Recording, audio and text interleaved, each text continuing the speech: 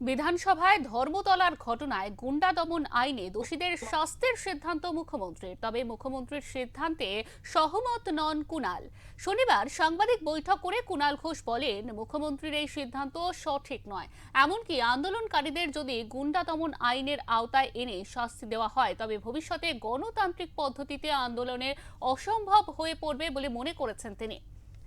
যদিও সাংবাদিকদের উপর আক্রমণের নিন্দা করে দোষীদের যথাযথ শাস্তির দাবিও করেছেন কুণাল ঘোষ।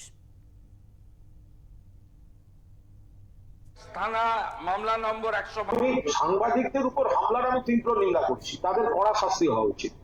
বাট কোন গণ আন্দোলনে যদি কেউ থাকে সঙ্গে তাদেরকে গুন্ডা দমন আইন দেয়া, এইটা কোনোভাবে সমর্থন করা যায় না। যদি কাউকে সন্দেহ হয়, যদি কাউকে আইডেন্টিফাই করা হয়, যদি কাউকে করা হয়, তাকে পুলিশ ধরবে, কোর্টে প্রডিউস করবে। কোর্ট যদি মনে করে পিসি দেবে, মনে করে জেসি দেবে, মনে করে বেল দেবে। কিন্তু গুন্ডা দমন আইন মানে যাদের আটক করা হয়েছে তারা, তাদের মধ্যে সকলেই দোষী কি দোষী নয় এটা জানার তো কোনো সুযোগ নেই।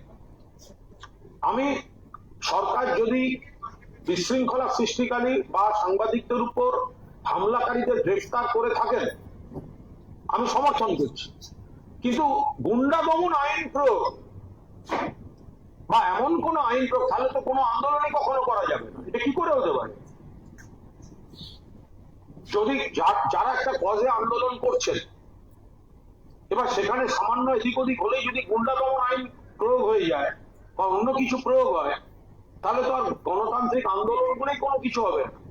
কিন্তু যারা গন্ডগোল ভাঙচুর বা সাংবাদিকদের গায়ে হাত দেওয়া করেছে তাদের তো অ্যারেস্ট হওয়া উচিত।